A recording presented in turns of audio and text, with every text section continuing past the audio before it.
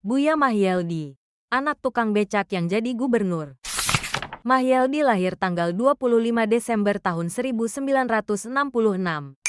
Masa kecilnya dihabiskan di Nagari Gadut, Tilatang Kamang. Ia merupakan sulung dari 7 bersaudara. Ayahnya adalah seorang tukang becakan buruh angkat di Pasar Atas, Bukit Tinggi. Sejak kecil Buya sudah terbiasa bekerja membantu perekonomian keluarga. Ketika kelas 5 SD, keluarga Buya pindah ke Dumai. Di sana Buya menamatkan pendidikan SD-nya. Sempat bersekolah SMPN 1 di Dumai. Kemudian pindah kembali ke kampung halaman di Tilatang Kamang. Hingga melanjutkan ke SMA 1 Bukit Tinggi.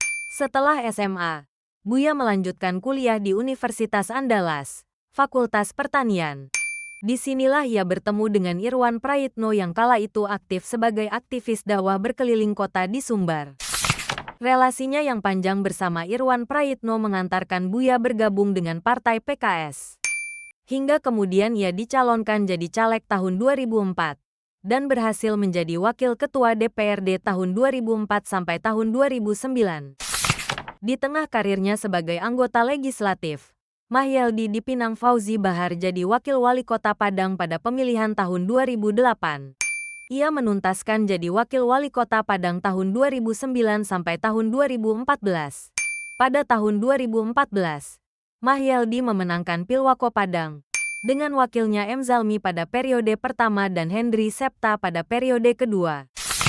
Di tengah periode kedua sebagai Wako, Mahyeldi ikut kontestasi Pilgub pada 2020. Ia bersama wakilnya Audi Joinaldi menang periode 2021 hingga 2024 ini. Pada pemilihan gubernur 2024 ini, petahana gubernur ini maju bersama Fasko Ruseimi yang diusung Partai Gerindra.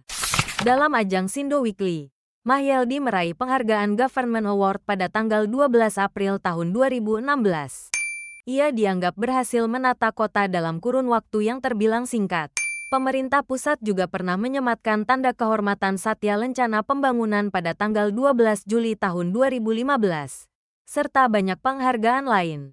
Bahkan Adiaksa Daud mengatakan Mahyeldi bersama Wali Kota Surabaya Tri Risma hari ini disebut sebagai contoh kepala daerah yang berhasil merelokasi dan menata warga tanpa kekerasan. Mahyeldi pernah berseteru dengan media dan wartawan. Kejadiannya pada tahun 2023 silam. Kala itu Mahyeldi menuduh media menyebarkan berita bohong. Hal ini terkait masalah izin penggunaan mobil dinas saat libur Lebaran. Kini Mahyeldi tengah sibuk mempersiapkan Pilgub 2024. Secara head-to-head, Epyardi Asda siap menjadi penantang setelah mendapatkan lampu hijau dari PAN dan Nasdem. Berikutnya bahas siapa lagi ya?